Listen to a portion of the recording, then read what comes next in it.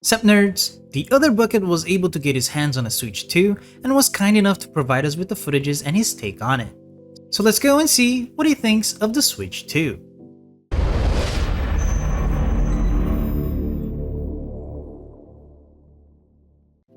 So right off the bat, it's new, it's cool. That said, it feels like, and it is, just a Switch that has been upgraded. Nothing incredibly new that is game changing. Let's take a general comparison to the original model of the Switch. We'll of course be taking a look at it more as a handheld than a console because that's what we do here, review handhelds. The controller themselves, they do feel nice, buttons are very clicky, everything is membrane and dome switch, so the travel distance is very short but also very satisfying to press and easy to hit. The shoulder buttons and the trigger themselves are very easy to press because they are very rounded, so you can hit them from anywhere. The controllers themselves are of course bigger than the original Joy-Cons, but they do feel very sturdy and stable on there. They don't wobble nearly as much as the old Switch Joy-Cons. And because of the inlay here, the guide, you can be confident that they will snap into place perfectly every time and not worry about ripping them out, even at a slight angle. One thing to get used to is of course the muscle memory of looking for the home button as the lowest button on the Joy-Con, because now it is the chat button. And one issue we do have with the controllers is that they don't feel like one solid piece, like the original Joy-Cons did. As you can see, the original ones were held by 4 screws and were very rounded. And if you look closely, there's just one seam going across the whole thing. On the Switch 2 though, for whatever reason, there are 2 seams.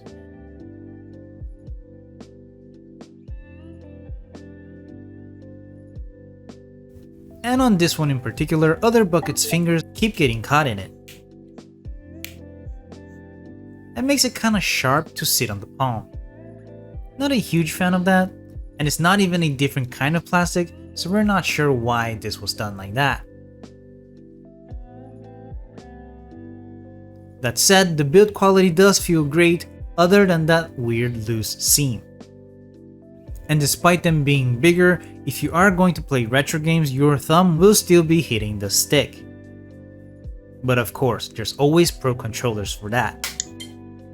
That said, it does feel less portable now since it is the size of a Steam Deck. Comfort of course will be different per person, but at least for this bucket, it is mostly the same, but just heavier now. In the back, we have a backstand which is plastic and not metal. And as you can see, it is designed to give you an incredibly wide angle.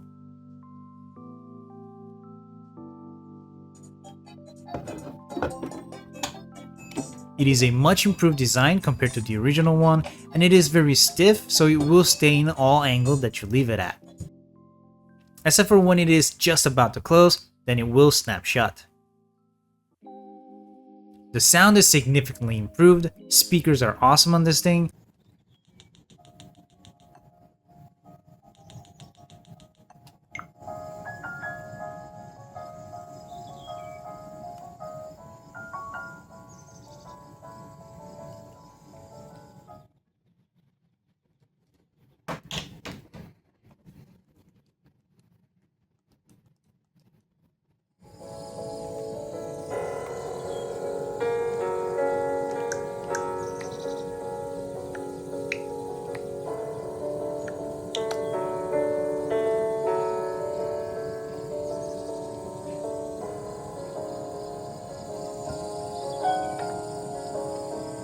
And as you can see, there are 2 stereo grills at the bottom,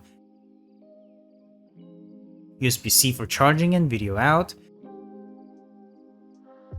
USB-C for charging on the top as well, next to the headphone jack, cartridge slot, and all of these pretty much look like the original Switch.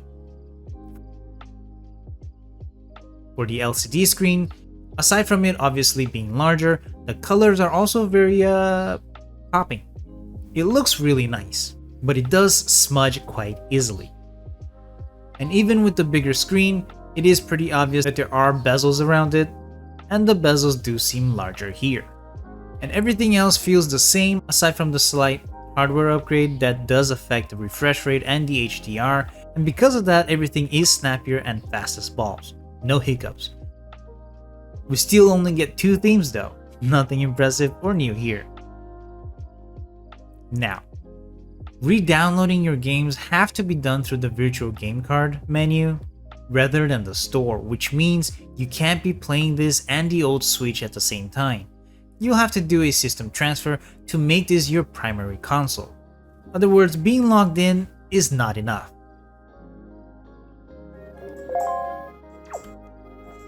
The OtherBucket was really excited for the Gamecube emulation, and as you can see, it is definitely a little bit upscaled. Save states work well, responds nicely. Honestly, we can't tell if there's an input lag difference between this and the Steam Deck. It does seem like it's just using the 60Hz refresh rate though, which is fine for most older games of course. It's just not utilizing the black screen insertion like other emulators can do at 120Hz.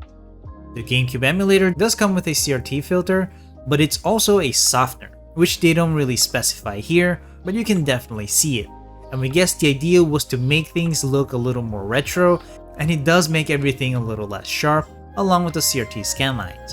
Of course, filters are all personal preference, but still it would have been nice to have more options, or at least the option to choose just one or the other instead of having either both or none, as we would have loved to see the scanlines without the softener.